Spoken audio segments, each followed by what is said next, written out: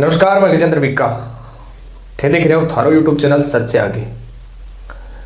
5 तारीख को दोपहर को लगभग 1:45 राजस्थान की राजधानी जयपुर में राष्ट्रीय राजपूत करणी सेना के अध्यक्ष रहे सुखदेव सिंह गोगामड़ी की हत्या कर दी गई। ऐसा बताया जा रहा है कि 3 लोग आए और एक वीडियो भी वायरल हुआ जिसमें 3 लोग अंदर आए, उनसे कुछ बातचीत की और उनमें से 2 लोगों ने उठ करके दनादन फायरिंग करके उनको मौत के घाट उतार दिया और एक व्यक्ति जो उनके साथ था नवीन सिंह, वो भी मारा गया इस गैंगवार में। दोस्तों, ये एक खतरनाक गैंगवार थी और इस गैंगवार में सुखदेव सिंह गोगामड़ी की मौत हो जाती है। लेकिन फिर एक रोहित गोदारा नाम के व्यक्ति जो लोरेंस विश्नोई गैंग का गुर्गा बताया जा रहा है, उसने फेसबुक पर पोस्ट करते हुए इसकी जिम्मेवारी ली है और उसने कहा कि यह मर्डर हमने करवाया है। यह पहला मौका नहीं है कि राजस्थान में ऐसी गैंगवार हुई है, लेकिन बार बार सवाल यह उठता है कि ऐसी गैंगवार होती ही क्यों है। कई तरह के आरोप लगते हैं। किसी ने कहा कि यह राजनीतिक साजिश है, किसी ने कहा कि ये एक गैंगवार है।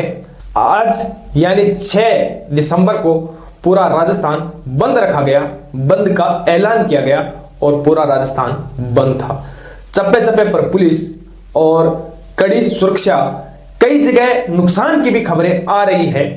ये गैंगवार की घटना नई नहीं है। राजस्थान में बार बार ऐसी गैंगवार समय समय पर होती रही है और उस गैंगवार को किसी भी तरह का रूप देकर के टाल दिया जाता है और कई इस गैंगवार में निर्दोष लोग भी मारे जाते हैं, लेकिन नतीजा वही 4 दिन प्रदर्शन और उसके बाद आरोपियों की गिरफ्तारी और उनको जेल में ठूंस दिया जाता है। जेल में बैठे बैठे फिर कोई गैंगवार होती है और फिर कोई निर्दोष मारा जाता है, कोई गैंगस्टर मारा जाता है, कोई नेता मारा जाता है, कोई किसी समाज का नेता मारा जाता है, लेकिन गैंगवार नहीं रुकती। दोस्तों, 2006-7 से लेकर के जहां तक मुझे याद है, जिसमें कई गैंगवार हुई और कई लोगों की हत्या हुई। यहां किसी जाति या समाज की बात नहीं है।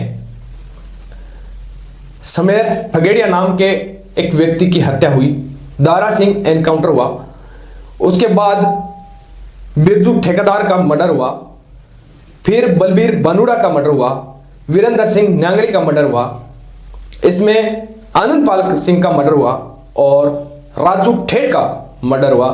राजू ठेठ का मर्डर भी ठीक इसी तरह से हुआ, जिसके घर का दरवाजा खोला गया और गोलियों से भून दिया गया। ठीक उसी तरह सुखदेव सिंह गोगामड़ी 3 लोग घर में आए और गोलियां दनादन बरसा दी। इस रंग को जातिवादी रंग देकर के या धार्मिक रंग देकर के बार बार टाल दिया जाता है, क्योंकि सर्व समाज एक तरफा न्याय नहीं करता। हम बंट जाते हैं और इसके बाद बार बार कई ऐसे लोगों की मौत हो जाती है, जिससे बड़े बड़े राजनेताओं का उल्लू भी सीधा हो जाता है, लेकिन इस पर विराम नहीं लगता। सवाल यह उठता है कि बार बार ऐसी घटनाएं इस प्रदेश में क्यों हो रही है।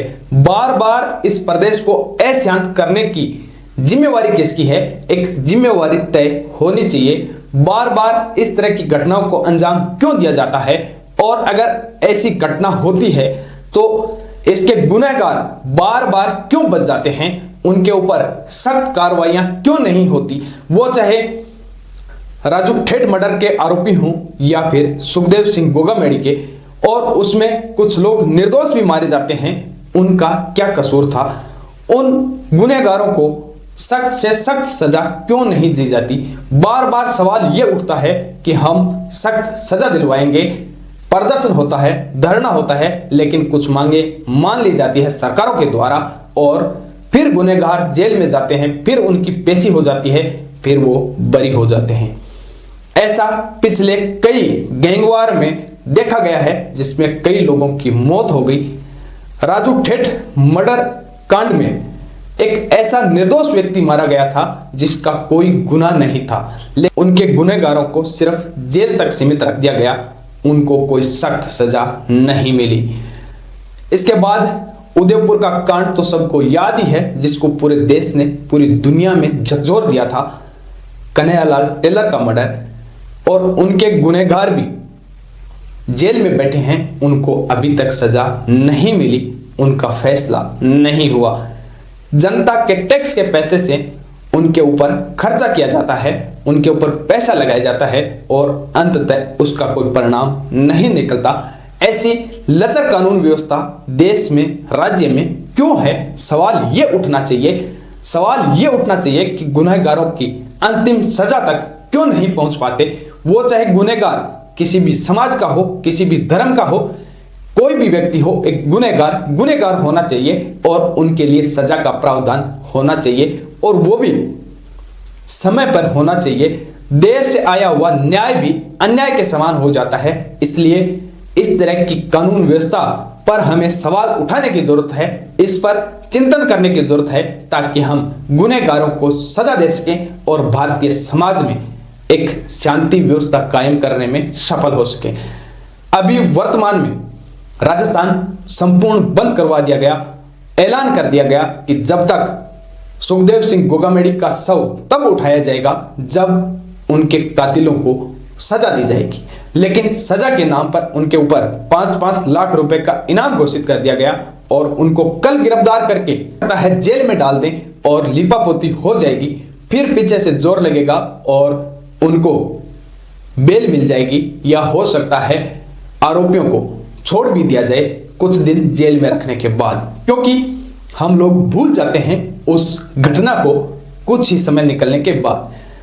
कुछ समय हो जाने के बाद पीछे वाली सारी घटनाओं को भूल जाते हैं, फिर नई घटना आ जाती है। लेकिन हम एक बार भी उस सिस्टम पर चोट नहीं करते, एक बार इकट्ठे होकर के उस व्यवस्था पर चोट नहीं करते कि हम ऐसी अशांति पैदा करने वाले तत्व पैदा ही ना हो, ऐसे असामाजिक तत्व समाज में व्याप्ति ना हो कि ऐसी घटनाएं बार बार हो। यह घटना हमें आगाह करती है एकजुट होने की, और हमें लगता है कि सर्व समाज को इस तरह की घटना आगे ना हो, इसके लिए कदम उठाने चाहिए, ना कि बंटवारा करके। इस पर आप लोगों की क्या राय है, आप हमें जरूर बताएं। जय हिंद, वंदे मातरम।